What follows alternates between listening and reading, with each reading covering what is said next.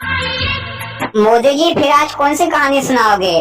अखिलेश भैया, तुम हमेशा ही मोदी जी से कहानी सुनने की फरमाइश करते हो, तो भैया मोदी जी को कुछ खिलाया पिलाया भी करो। राहुल भैया, तुम तो अपनी दुकान का सामान बेचने के लिए हमदर्दी दिखा रहे हो। तुमको इतनी ही दया आ रही है तो एक काम करो, तुम ही खिला पिला दो। अरे भैया, होन मत खिलाओ पिलाओ, मैं तुमको वैसे ही कहानी सुना देता हूँ। एक प्राचीन समय की बात है। एक बनिया था, उसके 3 बेटे थे। तीनों बेटे जवान हो गए थे। बनिया बूढ़ा हो गया था। तो एक दिन बनिए ने अपने बेटों को अपने पास बुलवाया और पूछा। सबसे पहले बड़े लड़के से पूछा कि भैया तुम क्या करोगे? तो बड़े बेटे ने कहा कि पिताजी, मैं तो दुकान चलाकर ही अपना गुजारा कर लूंगा। फिर बनिए ने पिछले वाले लड़के से पूछा कि भैया तुम क्या करोगे? तो पिछले वाले लड़के ने कहा कि पिताजी, मैं तो नौकरी करके अपनी जिंदगी गुजार लूंगा। फिर सबसे छोटे वाले लड़के से पूछा कि बेटा तुम क्या करोगे? तो छोटे वाले लड़के ने कहा कि पिताजी, मैं तो चोरी करूंगा, मैं तो चोर बनूंगा। इनकी तरह रोज थोड़ा थोड़ा नहीं कमाऊंगा, मैं तो एक बार ही अच्छा लंबा चौड़ा हाथ मारूंगा, अच्छी बड़ी तगड़ी रकम की चोरी करूंगा, ताकि सारी जिंदगी फिर कुछ भी कमाने की जरूरत नहीं होगी। तो बनिए ने कहा कि बेटा, चोरी करना आसान काम नहीं है। चोरी करने के लिए बहुत दिमाग और अकल की जरूरत होती है। नहीं तो चोरी करते अगर पकड़े गए तो जिसके मुंह की मक्खी नहीं उड़ती, वह भी भीड़ में चोर को बेभाव की मारता है, मार मार के चोर का भरता बना देता है। तो बेटे ने कहा कि पिताजी, मेरे में बहुत अकल है, चाहे तो आजमा कर देख लो। तो पिताजी ने कहा कि बेटे, तुमको दिल्ली से अकबर बादशाह का घोड़ा चुराना है। अकबर बादशाह ने काबुली से बहुत ही कीमती घोड़ा अभी अभी बुलवाया है। तो बेटे ने कहा कि ठीक है पिताजी, मैं घोड़े को चुरा कर लेकर आता हूँ। और घोड़ा लेने के लिए लड़का दिल्ली चला गया। लेकिन अकबर बादशाह का ऐलान था कि कोई भी अजनबी आदमी को शहर में घुसने ना दिया जाए। तो बेटा बेचारा शहर के बाहर ही बैठ गया और सोचने लगा कि शहर में कैसा घुसा जाए। इधर एक नाई रोजाना अकबर बादशाह की हजामत करने के लिए रोजाना जाता था। तो लड़के ने नाई से कहा कि भैया तुम मेरे को शहर में ले चलो। तो नाई ने कहा कि भैया, शहर में वो ही आदमी जाता है जो कोई काम काज करता हो, उसी को ही अंदर आने दिया जाता है। तो लड़के ने अपना दिमाग लगाया। चलो ठीक है भैया, एक काम करो, मेरी दाढ़ी कटिंग कर दो। तो नाई ने कहा कि ठीक है, मैं अभी बना देता हूँ, पर दाढ़ी कटिंग के लिए पानी की जरूरत होती है। पर वहाँ पर पानी नहीं था। तो लड़के ने कहा कि भैया, वहाँ पर वो तालाब है, वहाँ से तुम पानी लेकर आ जाओ। तो नाई ने अपना झोला वहीं पर रखा और पानी लेने चला गया। लड़के ने मौके का फायदा उठाया और नाई का झोला उठाकर दिल्ली शहर में आ गया, अपने आप को नाई बताकर। शहर में घुसने के बाद एक बुजुर्ग महिला के यहाँ पर वह रुका और महिला को अपने बस में कर लिया। उससे कहा कि अगर तुम मेरा काम करोगी तो मैं तुम्हें रोज एक असरफी दूंगा। तो बुढ़िया राजी हो गई। फिर उसने बुढ़िया को अपना नाम जानी चोर बताया। फिर बुढ़िया से कहा कि राजा को एक चिट्ठी भिजवा दो कि जानी चोर तुम्हारा घोड़ा चुराने के लिए शहर में आ गया है। तो बुढ़िया ने अपने तोते के जरिए बादशाह के दरबार में चिट्ठी को फिकवा दी और बादशाह ने उस चिट्ठी को पढ़ा तो बादशाह आश्चर्यचकित रह गया।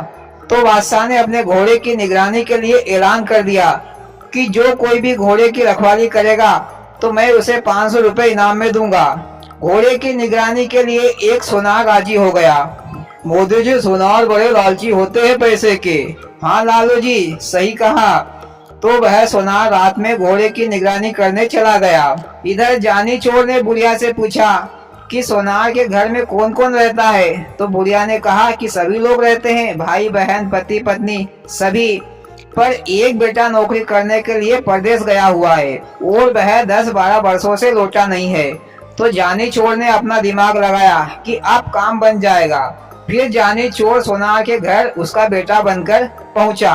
लेकिन जाने से पहले जानी चोर ने पीतल तांबे के बर्तन के टुकड़े एक रेशमी कपड़े में बांधकर अपने साथ ले गया। सोनार के घर जाकर आवाज लगाई तो सोनार की पत्नी उठी और दरवाजा खोल दिया और बेटा बेटा कहकर उसे प्यार करने लगी। क्योंकि वह तो बूढ़ी हो चुकी थी, आंखों में कुछ साफ दिखाई नहीं दे रहा था। उधर उसकी बहू भी उठकर आई और उसे अपना पति समझकर उसे अपने कमरे में ले गई और जानी चोर को अच्छे से भोजन खिलाया पिलाया। मोदी जी, सोनार के घर में सभी के सभी अंधे थे क्या? किसी को दिखाई नहीं दे रहा था कि ये कोई दूसरा आदमी है? अखिलेश भैया उनके घर में लाइट नहीं थी, लाइट चली गई थी। खाने के बाद बहू ने पूछा जानी चोर से कि तुम विदेश से मेरे लिए कुछ नहीं लेकर आए? तो जानी चोर ने पोटली को हिलाते हुए कहा कि मैं तुम्हारे लिए इतनी कीमती चीज लाया हूँ जितने की तुम्हारे ससुर ने भी तुमको नहीं दी होगी।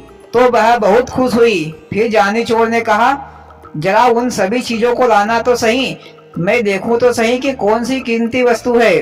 तो बहू ने अपने सारे जेवर लाकर जानी चोर को दे दिए, लेकिन वह एक जेवर लाना भूल गई, सोने की अंगूठी, पर वह दूसरे कमरे में रखी हुई थी। तो वह बोली कि तुम यहीं पर बैठो, मैं अंगूठी लेकर आती हूँ। ऐसा कहकर वह दूसरे कमरे में चली गई अंगूठी लेने के लिए। इधर जानी चोर को भागने का मौका मिल गया और वह कमरे की खिड़की से कूदकर भाग गया और जेवर लाकर बुढ़िया को दे दिए। दूसरे दिन सोनार घर पहुंचा तो उसकी बहू ने चोरी की सारी बात बताई। तो सोनार हक्के बक्के रह गया और सोचा कि कहाँ 500 रुपए के कमाने के चक्कर में हजारों रुपए के जेवर चोरी हो गए। फिर वह सोनार रोता हुआ बादशाह के दरबार में पहुंचा और अपने घर की चोरी की सारी कहानी सुनाई। तो बादशाह भी चकित रह गया। बादशाह ने सोचा कि हो न हो ये जानी चोर का ही काम है, वह चोर के साथ उस्ताद भी है, अब उससे अपने घोड़े की रखवाली कैसे करे। दूसरी रात को बादशाह ने फिर से ऐलान किया कि जो कोई भी घोड़े की निगरानी करेगा उसे 1000 रुपए दिए जाएंगे। पर इस बार कोई नहीं आया घोड़े की निगरानी करने के लिए। गांव वालों ने सोचा कि कहाँ 1000 रुपए के चक्कर में घर के सारे सामान से हाथ धो बैठेंगे, इसलिए कोई नहीं आया। पर एक दरोगा आया अपनी मूंछों पर ताव देता हुआ कि इस बार मैं जानी चोर को पकड़ूंगा। और दरोगा साहब ने अपने साथ में बंदूक, हथकड़ी और पांव की बेड़ी लेकर घोड़े की निगरानी करने के लिए चल पड़ा। इधर जानी चोर ने बुढ़िया से पता किया कि इस बार दरोगा साहब घोड़े की निगरानी करने गए हैं। तब जानी चोर ने दुल्हन के कपड़े पहने और अपने हाथ में पूजा की थाली लेकर मंदिर की ओर जाने लगी। रास्ते में ही घुड़साल पड़ती थी, जहाँ पर दरोगा साहब घोड़े पर सवार होकर घोड़े की निगरानी कर रहा था। इधर से जानी चोर दुल्हन के कपड़े पहने हुए आ रहा था। तो कोतवाल ने देखा कि आधी रात में ये सुंदर स्त्री कहाँ जा रही है। तो दरोगा ने स्त्री के पास आकर कहा कि आधी रात को तुम कहाँ जा रही हो। तो स्त्री ने कहा कि मैं ठाकुर जी की पूजा करने जा रही हूँ। तो दरोगा ने कहा कि हम भी तो ठाकुर है। तो वह स्त्री मुस्कुराकर बोली कि क्यों मजाक करते हो जी। दरोगा बोला कि ठाकुर साहब खुद आपकी पूजा करना चाहता है और तुम ठाकुर जी के पूजा के पीछे पड़ी हो। तो स्त्री ने कहा कि चलो मंदिर में ही पूजा करते हैं। कोतवाल और वह स्त्री दोनों मंदिर में चले गए। तो स्त्री ने कोतवाल के हाथों से हथकड़ी ली और पहनने लगी। तो कोतवाल ने कहा ये तो चोरों के पहनने के जेवर है, तुम पहनोगी तो तुम्हारी नाजुक कलाई बल खा जाएगी। तो स्त्री ने कहा कि इन जेवरों को पहनते कैसे हैं। तो कोतवाल ने उस स्त्री को दिखाने के लिए अपने दोनों हाथों में हथकड़ी और पाँव में बेड़ी पहन ली और उस स्त्री से कहा कि इसमें ताला लगा दो। तो स्त्री ने हाथ की हथकड़ी में और पाँव की बेड़ी में ताला लगा दिया। फिर कोतवाल बोला कि इस तरह पहना जाता है, अब इन्हें खोल दो। जानी चोर ने कोतवाल की बंदूक उठा ली और अपने दुल्हन के कपड़े उतारकर अपने असली रूप में आ गया और कोतवाल की छाती पर लात धरकर बोला कि पूजा करोगे बरखुरदार, पर जानी चोर की पूजा करना आसान समझा है क्या। इधर भैया कोतवाल के तो छक्के छूट गए और वह बोला कि इस बार मुझे माफ कर दो भैया, मैं आगे से कभी भी तुम्हारे आड़े नहीं आऊंगा। पर जानी चोर कहाँ समझने वाला था। उसने कोतवाल को एक रस्सी से बांधा और उसके मुंह में एक कपड़ा ठूस दिया और घोड़े पर लाद कर बादशाह के घर के बाहर फेंक दिया। सुबह हुई तो शहर में हाहाकार मच गई। अकबर बादशाह के कर्मचारी भी जानी चोर के नाम से थर थर कांपने लगे। फिर इधर बादशाह के दरबार में एक और पर्चा आ गिरा जिसमें लिखा था कि आज रात को घोड़ा चुरा लिया जाएगा। बादशाह ने घोड़े की निगरानी के लिए फिर से घोषणा की और इस बार इनाम की रकम भी 10,000 रुपए बढ़ा दी, पर कोई भी निगरानी करने नहीं आया।